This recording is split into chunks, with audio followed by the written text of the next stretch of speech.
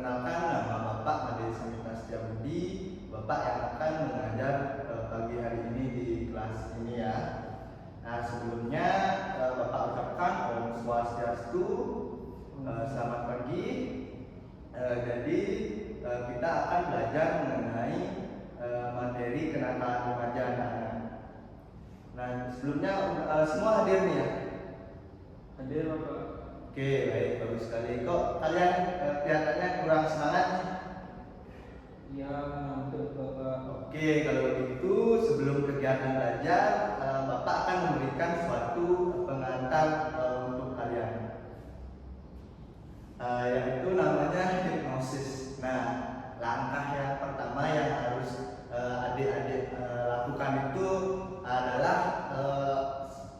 duduk rileks, senyaman adik-adik mungkin, untuk merasa lebih tenang dan siap untuk menerima materi yang akan diberikan, dan adik-adik bisa mempelajari materi dengan bagus, lebih fokus. Oke, langkah yang kedua itu namanya induksi adik-adik. Jadi baiklah, mari kita mulai sekarang. Semua duduk dengan nyaman, pejamkan mata kalian. Oke, bagus sekali. Dengan lembut tarik nafas secara perlahan dan rasakan udara yang segar masuk memenuhi tubuh adik-adik. Nah, sekarang hembuskan perlahan. Nah, ulangi lagi adik-adik. Tarik nafas, tahan, hembuskan. Nah, rasakan tubuh adik-adik menerima kondisi yang nyaman, bisa lebih fokus. Oke, bagus adik-adik. Nah, kalian semakin rileks, semakin santai dengan tarikan dan hembuskan nafas yang kalian lakukan. Oke, perhatikan nafas kalian dan biarkan semua pikiran atau kekhawatiran yang tidak perlu mulai menghilang. Bayangkan semua beban perlahan terangkat dan kalian merasa semakin ringan, semakin tenang, sangat nyaman. Rasakan. Oke, bagus sekali adik-adik. Nah, sekarang kita masuk ke tahap yang ketiga, yaitu pendalaman. Nah, sekarang bayangkan diri adik-adik itu sedang berada di tempat yang sangat nyaman, yang mungkin kamar kalian yang terasa sangat nyaman, dingin, rileks. Rasakan semua yang berada di sekitar kalian, sejuknya angin, aromanya segar, atau suara yang hening yang menenangkan. Rasakan. Nah, dengan setiap napas kalian merasa semakin rileks, semakin nyaman. Rasakan adik-adik. Oke, bagus sekali adik-adik. Terus semakin rileks, semakin rileks. Nah, sekarang bayangkan tubuh kalian itu semakin rileks dari ujung kepala sampai ujung kaki kalian. Kepala kalian terasa ringan, wajah semakin rileks, terasa rileks, mulai turun ke bahu kalian, semakin tenang, dan seluruh tubuh adik-adik menjadi semakin rileks dan semakin fokus pada ketenangan ini.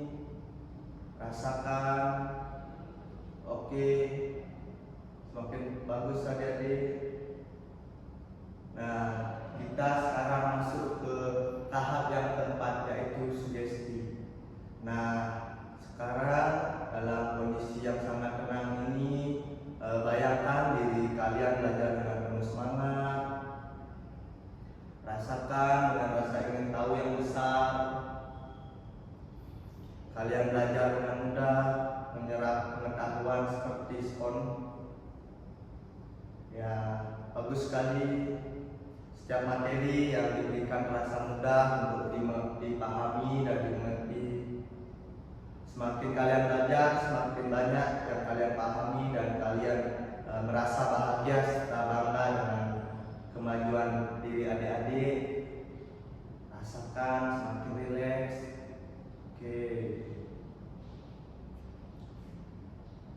Nah, dalam diri kalian ada semangat yang begitu besar untuk mencapai hasil yang terbaik.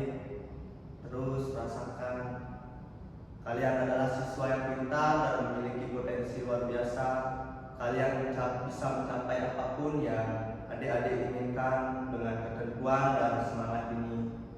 Hari ini dan setiap hari belajar menjadi lebih menyenangkan dan lebih mudah bagi kalian. Oke, rasakan, nikmati, semakin rileks. Bagus sekali adik-adik, terus rasakan. Oke, sekarang kita masuk ke tahap yang kelima, yaitu transisi. Sekarang kita akan kembali ke sini, ke kelas ini dengan perasaan yang tenang dan penuh energi. Mulai rasakan tubuh kalian kembali. Oke, tarik nafas dalam dan hembuskan secara perlahan. Rasakan energi positif yang mengalir dalam tubuh kalian. Sekarang dalam hitungan ketiga, kalian akan membuka mata dan merasa segar, siap belajar untuk semangat baru. 1, 2, 3. Oke, buka matanya secara perlahan adik-adik. Selamat datang kembali. Karena kalian lebih kelihatannya bersemangat dan siap untuk belajar hari ini. Terima kasih sudah berpartisipasi dan mengikuti yang Bapak bilang tadi. Baik, gimana sekarang anak-anak udah semangat belajarnya? Kita akan mulai pembelajaran hari ini. Nah, kita akan belajar mengenai kenakalan remaja adik-adik. Nah, sebelum Bapak lanjutkan, di sini ada yang tahu nggak apa itu kenakalan remaja anak? Oke, yang lain nggak ada juga ya? Nah, baik. Jadi kenakalan remaja itu adalah perilaku yang menyimpang yang dilakukan oleh anak-anak remaja. Nah, yang ini melanggar hukum, norma, nilai sosial maupun perilaku yang ada berlaku di masyarakat adik-adik. Jadi perilaku ini bisa berupa perilaku kasar, pergaulan bebas, dan penyalahgunaan narkoba ya, serta tindakan kriminal lainnya adik-adik. Oke, jadi sehingga mereka seringkali mencari identitas diri dan mencoba hal-hal yang terkadang berisiko adik-adik. Nah, sekarang kita lanjut ya. Di sini ada yang tahu nggak apa sih faktor yang mempengaruhi kenakalan remaja itu adik-adik? Faktor keluarga mungkin Pak. Baik, benar sekali ya yang dikatakan oleh temannya. Jadi di sini ada beberapa faktor yang mempengaruhi kenakalan remaja itu. Nah, antara lain yang dikatakan teman-teman sendiri itu faktor keluarga. Nah, jadi keharmonisan keluarga, perhatian orang tua dan pola asuh sangat mempengaruhi ya. Jadi perkembangan mental remaja. Nah, ketidakharmonisan atau ketidakharmonisan dan kurangnya perhatian dapat memicu kenakalan remaja itu adik-adik. Nah, jadi itu yang salah satu faktornya. Nah, terus yang kedua itu ada lingkungan pergaulan adik-adik. Nah, lingkungan teman sangat mempengaruhi, terutama jika pergaulannya itu membawa pengaruh yang negatif. Remaja cenderung mudah terpengaruh oleh teman sebaya yang memiliki kebiasaan buruk seperti itu. Nah, baik anak-anak, kita akan lanjut yang ketiga, yaitu pengaruh media sosial. Nah, jadi akses informasi yang tidak terbatas melalui media sosial juga dapat mempengaruhi perilaku remaja, terutama jika mereka terpapar atau mendapat konten-konten atau kekerasan yang negatif adik-adik. Jadi itu bisa mempengaruhi kenakalan remaja. Nah, selanjutnya tekanan emosi dan stres. Nah, remaja sering mengalami perubahan emosi yang drastis, tekanan dari berbagai aspek kehidupan seperti ekonomi, pendidikan, atau menjadi kayak orang tua menginginkan anaknya seperti agar mengikuti apa yang dikasih tahu seperti itu adik-adik. Nah, itu bisa memicu stres dan membuat mereka mencari pelarian negatif. Dan anak-anak itu akan terpengaruh misalnya nanti pergaulannya yang menjadi bebas, dan itu memicu kenakalan remaja. Nah, selanjutnya yang terakhir itu ada faktor ekonomi dan pendidikan.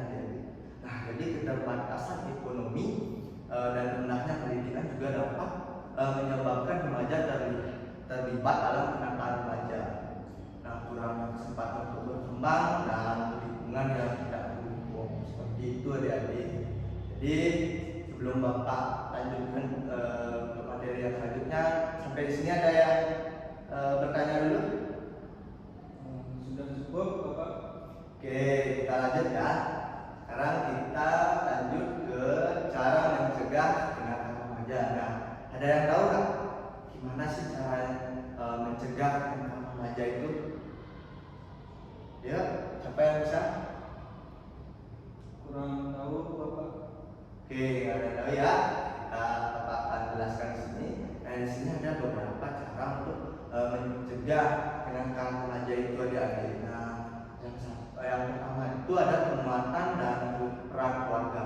Nah, orang tua harus berperan aktif dalam mendidik, memberikan perhatian serta menjalin komunikasi yang terbuka agar remaja merasa didengar oleh orang tua dan bisa dipahami itu.